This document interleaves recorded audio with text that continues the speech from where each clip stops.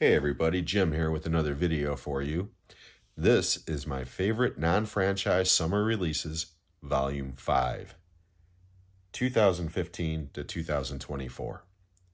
But before I begin, at the end of this video, if you like what you see, please consider giving me a thumbs up, a possible subscribe, but most importantly, please leave comments below. Let me know what some of your favorite non-franchise films are from those years. Now, as I said, this is the fifth installment of this little series that I started about 2 weeks ago.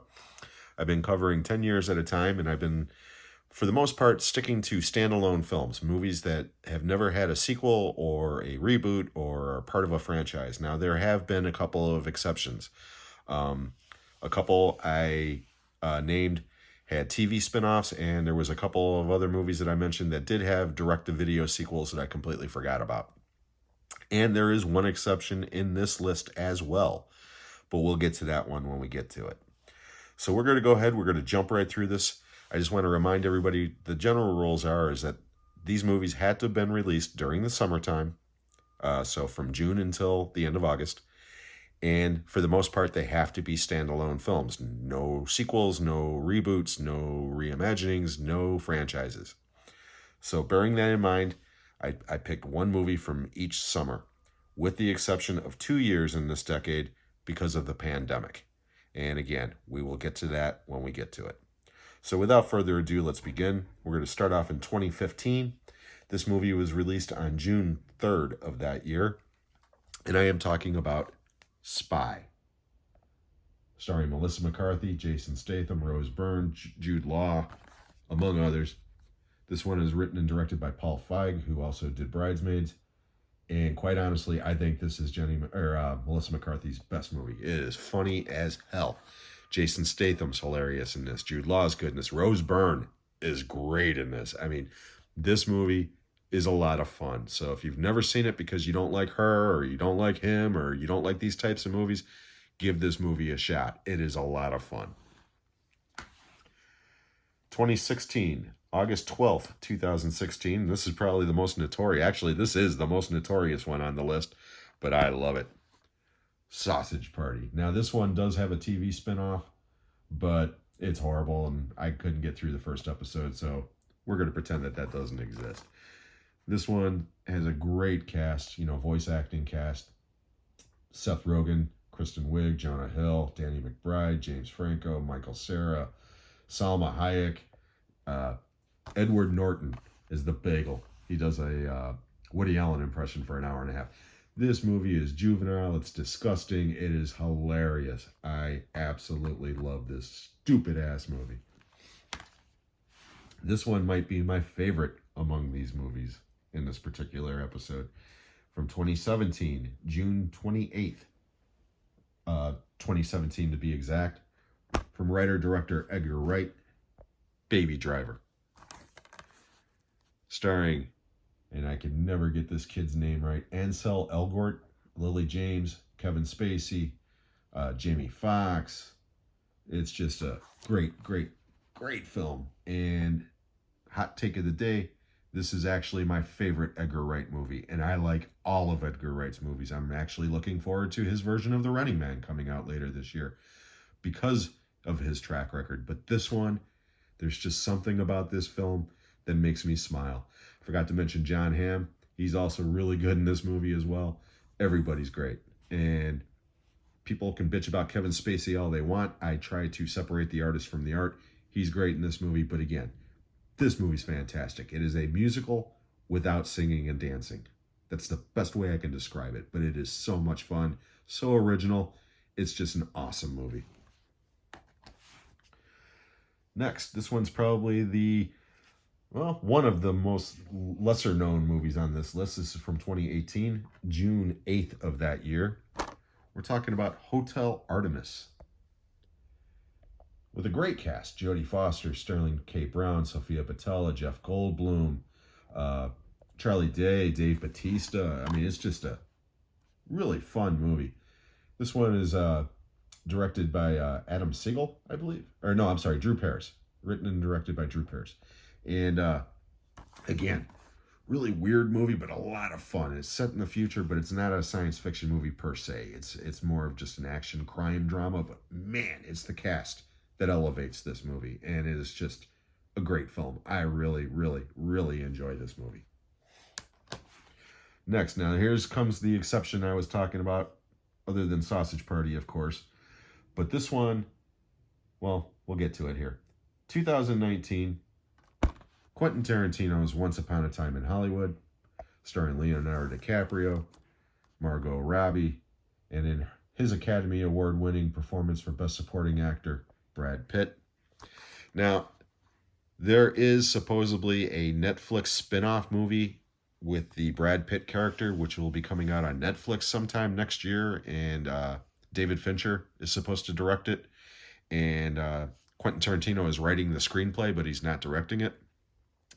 So you could say that there is something coming out, but it ain't out yet. And the other movie that I originally had for this year was Ready or Not, but there is a sequel to that coming out in the spring, and I've already seen like a teaser trailer for that. So because of that, I switched back over to Once Upon a Time in Hollywood, because quite honestly, who's to say that that's even going to be made? I mean, they're saying that it's got a green light, but who knows? So for right now, I'm going to keep it right here. And again, I love this movie. I think it's probably Tarantino's most mature movie, with the possible exception of Jackie Brown.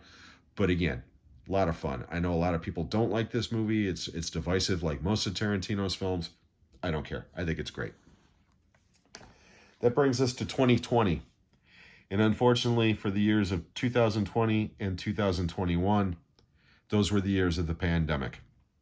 There were very few films that were released theatrically during those time frames, and especially during the summer. And the ones that were, I don't own. So or they're part of a franchise. One of the movies I was originally going to put in here is Bill and Ted Face the Music, even though I don't really particularly like that movie too much.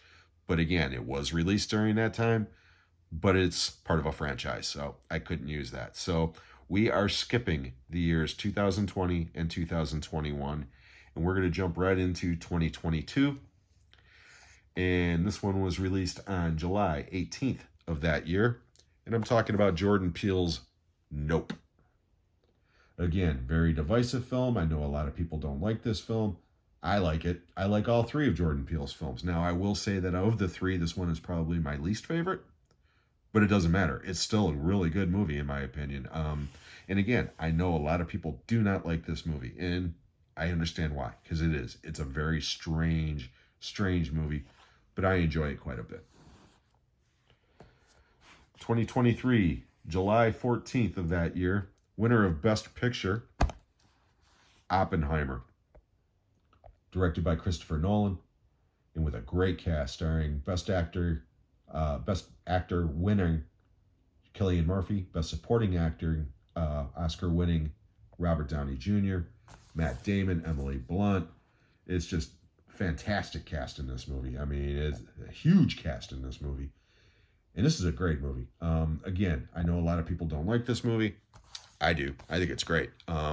It's not the type of movie that I would rush back and watch over and over and over again, but I have seen it more than once.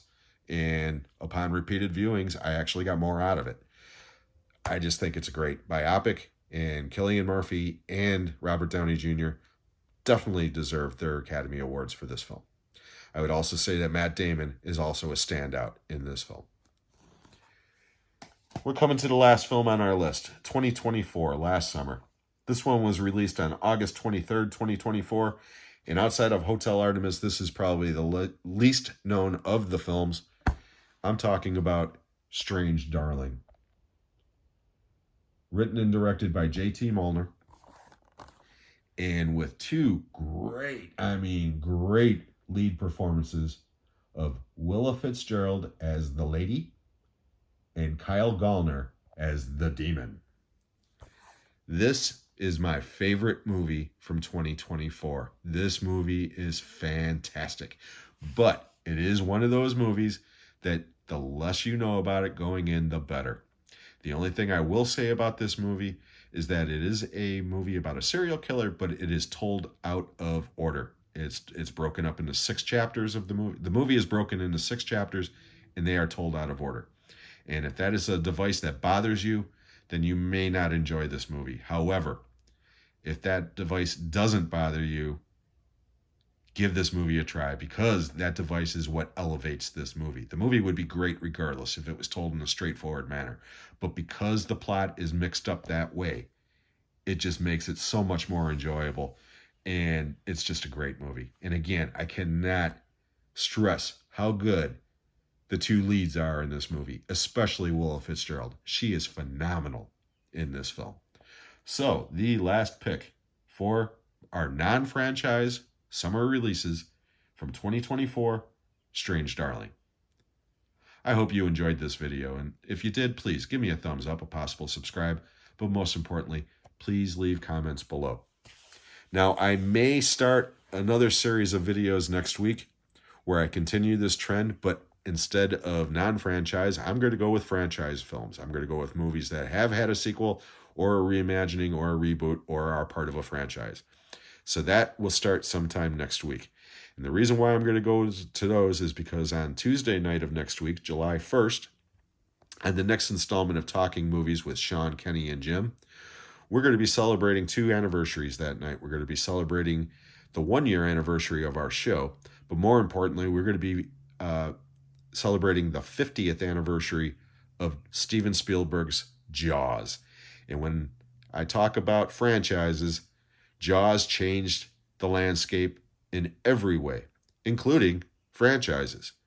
So I hope that you'll join us on Tuesday night at 7 p.m. either on Sean's channel at Movie Assault or on the Talking Movies with Sean, Kenny, and Jim channel 2024. That'll be on Tuesday night, the 1st, at 7 p.m. Eastern Time. I also want to remind everybody that this coming Saturday, which is the 28th, will be the next installment of Shooting the Shit with Jim on my channel at 1 p.m. Central Time. My very special guest will be Sean from Cinephile World Order.